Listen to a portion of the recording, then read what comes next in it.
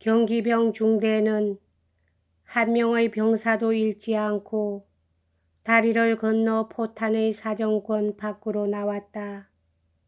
잇따라 산병선을 펴고 있던 제2중대도 건너고 마지막으로 남아있던 까자크 부대도 대 안에서 철거했다. 바블로그라드 연대의 두 중대는 다리를 건너 잇따라 산 쪽으로 퇴각하였다. 연대장 까를 보고나노이치 슈베르트는 제니소프의 중대로 말을 타고 다가와서 로스토프에게서 그다지 멀지 않은 곳을 빠른 걸음으로 전진하고 있었는데 그 젤라닌 사건으로 충돌한 이래 지금 처음으로 얼굴을 마주쳤음에도 불구하고 그는 로스토프에게 아무런 주의도 돌리지 않았다. 로스토프는 싸움터에서는 자기 생사 여탈의 권리가 이전부터 미안쩍게 느끼고 있는 사람의 소나기에 지어 있는 것을 느끼면서 연대장의 장사 같은 등이며 연한 금발의 뒤통수며 새빨간 목덜미에서 눈을 떼지 않았다. 로스토프에게는 보고다노이치는 다만 무관심을 가장하고 있을 뿐이며 지금 그가 온 목적은 자기의 용기를 시험하는 것에 있는 게 아닐까 하는 생각이 들었다. 그래서 그는 똑바로 몸을 젖히면서 즐거운 듯이 주위를 둘러보았다. 그러자 이번에는 또 보고다노이치가 자기의 용기를 로스토프에게 과시하기 위해서 일부러 이렇게까지 가까이 자기의 옆을 걸어가는 것이 아닌가 하고도 여겨졌고 또 자기에게는 원수인 이 남자가 자기 즉 로스토프를 처벌하기 위해 중대 전부를 지금 일부러 무모한 돌격으로 내몰려고 하는 것은 아닌가 하는 생각이 들기도 했다.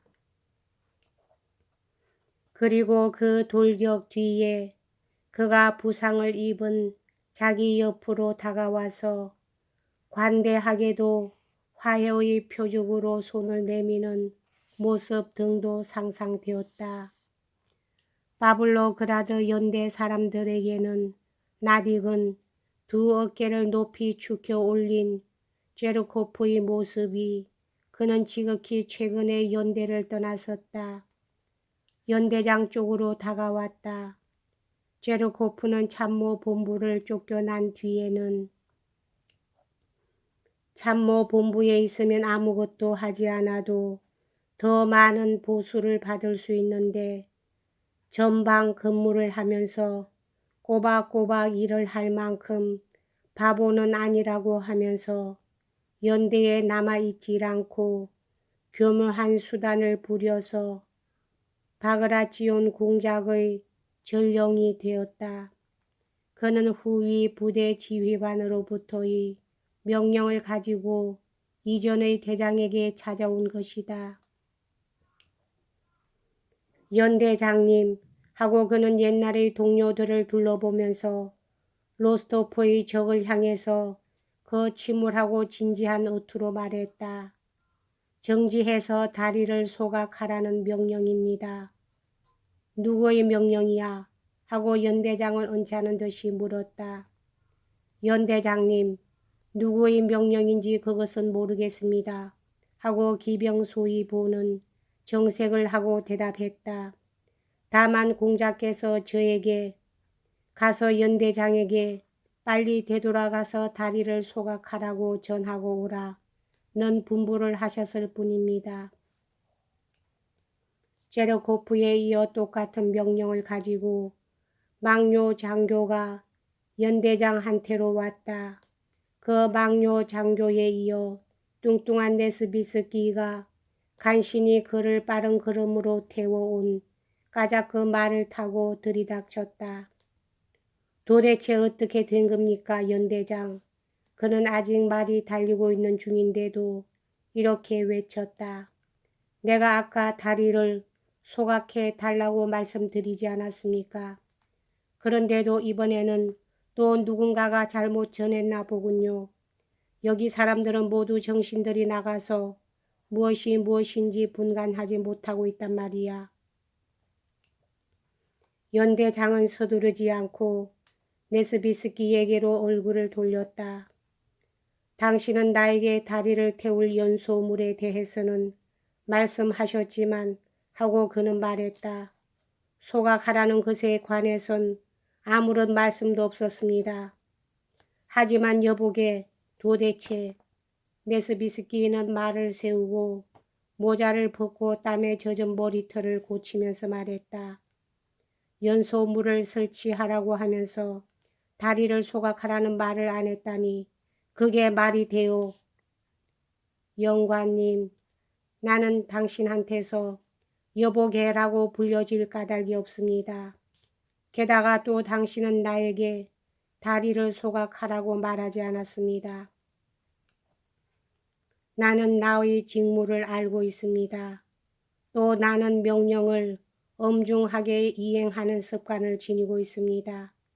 당신은 다리를 소각하라고 말씀하지만 도대체 누가 소각하는지 나는 정말 이해할 수가 없습니다. 늘 이렇거든. 네스비스키는 손을 흔들고 말했다. 자넨 어째서 여기에 있나? 하고 그는 제르코프에게 얼굴을 돌렸다. 똑같은 용건이야. 그건 그렇고 자네는 엄청나게 젖었군 그래. 어디 내가 좀 짜줄까? 당신이 말한 것은 말이요. 영관님. 연대장은 화가 난 어조로 계속했다. 연대장 하고 막료 장교가 가로막았다. 서두르지 않으면 안 됩니다. 그렇지 않으면 적군은 산탄 사격을 하기 위해 포를 접근시킵니다. 연대장은 잠자코 막료 장교와 뚱뚱한 영관 그리고 제르코프의 차례로 눈길을 옮겼으나 이윽고 눈썹을 찌푸렸다. 그럼 좋소. 다리를 소각하지요. 하고 그는 무거운 어조로 말했다. 그것은 마치 자기는 여러분들에게서 온갖 불쾌한 일을 당하기는 했지만 역시 해야 할 일은 하겠습니다라고 하는 것 같았다. 연대장은 마치 말에게 온갖 죄가 있기라도 한 것처럼 근육이 발달된 발로 말을 걷어차면서 앞쪽으로 나아가 제2중대 바로 로스토프가 제니소프의 지휘하에 근무하고 있는 중대 다리로 되돌아가라고 명령했다. 아, 역시 그렇군 하고 로스토프는 생각했다. 그는 나를 시험하려고 하고 있다. 그의 심장은 오그라들고 피가 얼굴로 솟구쳐 올라왔다. 어디 두고 보자. 내가 급장인가 아닌가 하고 그는 생각했다. 또다시 중대 전원이 쾌활한 얼굴에는 아까 적탄 밑에 있었을 때와 똑같은 심각한 표정이 나타났다. 로스토프는 연대장의 얼굴에서 눈도 떼지 않고 자기의 상상을 확정할 것을 발견하려고 자기의 적인 연대장을 응시하고 있었다. 그러나 연대장은 한 번도 로스토프 쪽은 바라보지도 않고 언제나 대열 앞에 서 있을 때와 마찬가지로 엄격하고 장중한 얼굴빛을 하고 있었다. 이윽고 호령 소리가 들렸다. 서둘러, 서둘러. 그는 주위에서 몇 명의 음성이 말하고 있었다. 군도를 고삐에 걸기도 하고 박차를 가하기도 하면서 병사들은 자기들이 이제부터 무엇을 하는지도 모르고 허겁지겁 말에서 내렸다. 그리고 그들은 성호를 그었다. 로스토프는 이제 연대장 쪽은 보려고 하지 않았다. 그럴 여유가 없었던 것이다. 자칫 병사들에게 뒤지지나 않을까 하는 것이 그에게는 가장 두려웠다.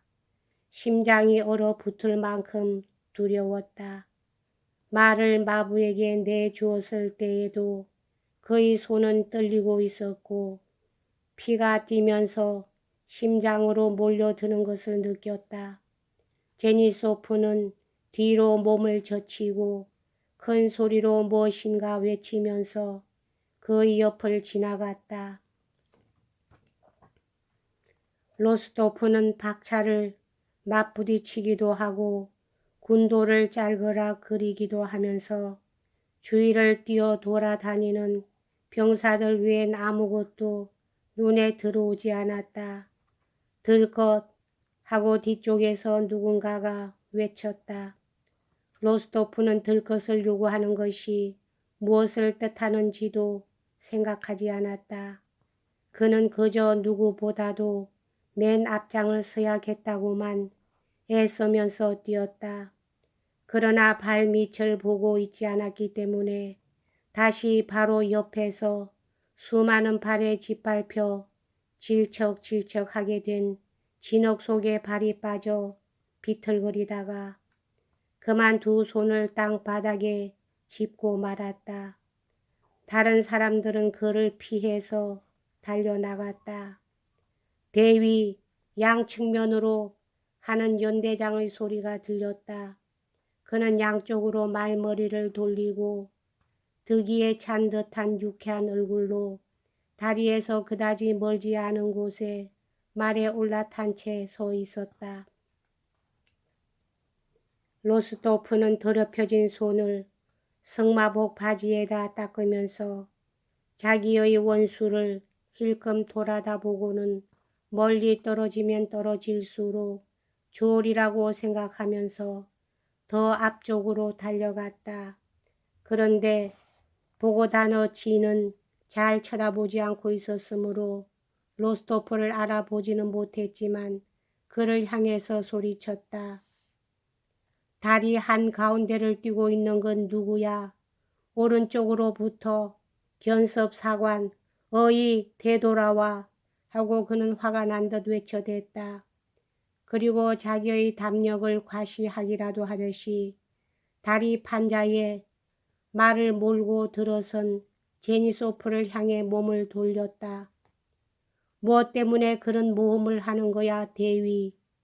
말에서 내리는 게 좋을 거야 하고 연대장은 말했다. 뭘요? 아무나 죄 있는 녀석이 당하는 겁니다. 바시카 제니소프는 안장 위에서 뒤돌아보며 대답했다. 여기까지 하겠습니다.